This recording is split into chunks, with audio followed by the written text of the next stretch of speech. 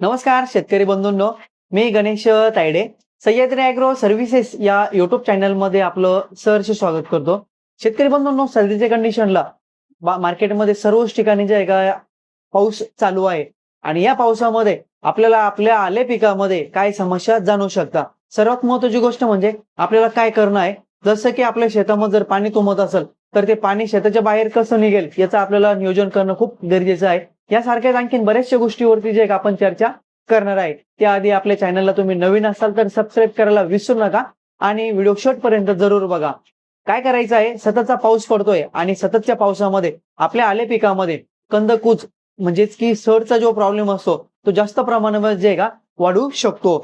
या गोष्टींची आपल्याला काळजी घेणं काय गरजेचं आहे की अशा वेळेला कुठल्याही विद्रव्य खतांचा वापर आपल्याला करणं गरजेचं नाहीये, ते आपल्याला टाळायचं आहे. त्याचबरोबर आपल्याला अशा वेळेला आपल्या आले पिकाची पांढरी मूळ जी तंतमुळ असते किंवा पांढरी मूळ जी असते तर ती आपल्याला वाढवणं खूप गरजेचं आहे. त्यानंतर आपल्या शेतामध्ये बेडवरती किंवा आपल्या शेतामध्ये जर पाणी तुंबत असेल तर ते पाणी आपल्याला पहिले बाहेर काढणं खूप गरजेचं आहे. जर असं झालं नाही तर काय होईल, आपले जे आले पिकाची जी मूळ आहे तर ती मूळ जी आहे का जास्त पावसामुळे डॅमेज होत असते आणि मूळ डॅमेज झाल्यानंतर आपल्या पिकामध्ये आपलं जे पीक असतं ते कुपोषित होत चालतं आणि कुपोषित झाल्यानंतर त्याचा परिणाम जे आहे का सडनमध्ये होत असतो. सततचा ओलावा असल्यानंतर आपल्या जमिनीमध्ये जसं फायटोप्थोरा झालं, फिझेरियम झालं, ह्या ज्या बुरशी आहे, या पिथियम झालं, या बुरशांपासून आपल्याला बचाव करायचा असेल तर आपल्या जमिनीमध्ये आले पिकाला वापसा कंडिशन असणं खूप गरजेचं आहे. त्यामुळे या सततच्या पावसामध्ये आपल्याला पाणी बाहेर कसं निघेल फास्टमध्ये त्याचं नियोजन करणं खूप गरजेचं आहे. त्याचबरोबर सध्याच्या कंडिशनला कुठलेही आपण फर्टिगेशन करणं गरजेचं नाहीये, कारण की सततचा पाऊस पडत असल्यामुळे आपल्या जमिनीमध्ये जे अन्नद्रव्य दिलेलं आहे ते लीच आउट होत असतं. म्हणजेच की जे बेडच्या ज्या गाभ्यांमध्ये जे अन्नद्रव्य पडलेलं असतं जास्त पावसामुळे ते जे आहे का वाहत असतं. तर त्या अनुषंगाने जे आहे का आपल्याला ते डोस ऍप्लिकेशन करणं जे आहे का थोड्या दिवसासाठी थांबवायचं आहे.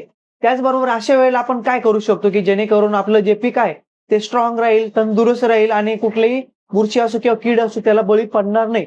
त्यासाठी आपल्याला जे आहे का जसं आपलं मायक्रोरायझा आलं, मायक्रोरायझा बुरशीवरती पण कंट्रोल करण्यासाठी काम करतं. त्याचबरोबर झपाटे आणि पांढरी मुळी वाढवण्यासाठी अतिशय चांगल्या प्रकारे जे आहे का ते काम करत असतं. मायक्रोरायझा आपण जे आहे का गुळासोबत देऊ शकता किंवा प्लेनमध्ये जरी सोडलं आपण तरी देखील अतिशय चांगल्या प्रकारे जे आहे का त्याचा फायदा होणार आहे.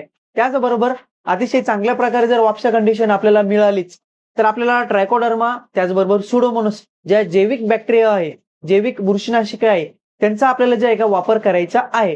प्रति एकर एक साधारणपणे आपण 1 लिटर ट्रायकोडर्मा, 1 लिटर सुडोमोनस या बॅक्टेरिया 200 लिटर पाण्यामध्ये टाकून आपण त्याची ड्रिंचिंग जर केली तर अतिशय चांगल्या प्रकारे जे आहे का आपल्याला त्याचा फायदा होणार आहे.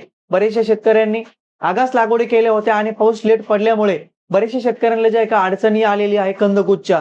तर त्या प्लॉटमध्ये बुरशीचा प्रॉब्लेम वाढू नये आणि त्यावरती नियंत्रण मिळवण्यासाठी आपल्याला ट्रायकोडर्मा सुडोमोनस अतिशय चांगल्या प्रकारे जे आहे का काम करणार आहे. पहिल्या डोसमध्ये आपल्याला मायक्रोरायझा द्यायचा आहे, दुसऱ्या डोसमध्ये आपल्याला ट्रायकोडर्मा सुडोमोनस द्यायची आहे. या अशा खराब वातावरणामध्ये आपण कुठलेच फर्टिगेशन करायचे नाही. रासायनिक खत आपण टाकणार असेल तर ते पण टाकायचं नाही. फक्त आपल्याला आपल्या प्लॉटचा बचाव कसा केला जाईल त्याचं आपल्याला जे आहे का नियोजन करणं खूप गरजेचं आहे. असेच नवनवीन व्हिडिओ बघण्यासाठी आपल्या चॅनलला सबस्क्राईब करायला विसरू नका आणि जर हा व्हिडिओ आवडला असेल तर जास्तीत जास्त शेतकऱ्यांपर्यंत त्याला पाठवायला पण मदत करा. धन्यवाद.